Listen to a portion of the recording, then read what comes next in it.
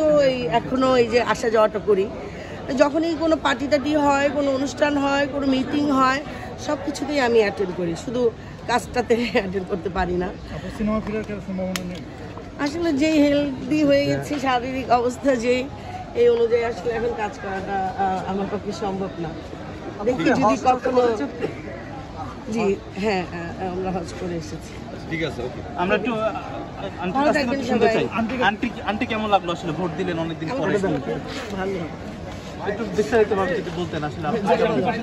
খুব ভালো। আসলে কি দোনো পক্ষেই তো আমাদের লোক, আমাদের তাই না? এখন আমরা দরকার ভোট দিচ্ছি, এখন যে জিতবো সেও আমাদের লোক, যে জিতবে না সেও আমাদের। ওই জিতলেও আমাদের ভালো লাগবে, যারা হারবে তাদের জন্য আমাদের খারাপ লাগবে, কারণ দিন শেষে তো সব আমরাই। আপনি তো আজীবন ভোটার মনে হয়, সেই জায়গা থেকে এতদিন যে ভোট দিয়েছেন বা এবারের নির্বাচনে যে এই যে ভোট, এটার কোনো ভিন্নতা আছে পরিবেশে? ভিন্নতা, আগে ভোট দিচ্ছি সেই সময় এত পুলিশ লাগে নাই, এই কয়েক বছর দেখা যাইতেছে যে আমাদের জন্য পুলিশ এখনো কাজকাম চলছে। তারপরে বাইরের লোক কে কীরকম ঢোকে আমরা তো চিনি না, তাদের কে ভালো কে মন্দ চিনি না, সেই জন্য পুলিশ আর মেয়ে তো অনেক হচ্ছে।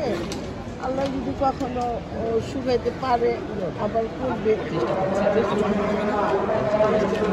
আপনি একটা কথা স্ট্যাটাস দিয়েছিলেন,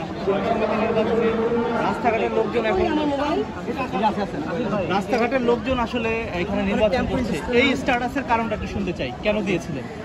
এটা তো গোলাগুলি বললে তো আমি তখনই বলতে পারতাম। এটা যারা বোঝার তারা বুঝে নিয়েছে যে আমি এটা কাকে উদ্দেশ্য করে বা কেন দিয়েছি। আমি এটার সদস্য, ঠিক আছে, আমি শিল্পী সমিতির সদস্য, অনেকেই সদস্য হইতে পারে। আমি চাইলেই আমি একটা সাধারণ সম্পাদক বা সভাপতি পদে দাঁড়াতে পারি না। আমার ভাবতে হবে যে এইটার আমি যোগ্য কিনা, আমি এইটাতে দাঁড়ানোর পরে আমি এইটার জন্য কিছু করতে পারবো কিনা। মন চাইলে তো অনেকেই তো ইলেকশন করতে পারে, শেখ হাসিনার এসে গিয়েও কেউ ইলেকশন করতে পারে, কিন্তু আগে ভাবতে হবে যে আমি যেটা করবো আমি এটার কার্যক্রম করতে পারবো কিনা।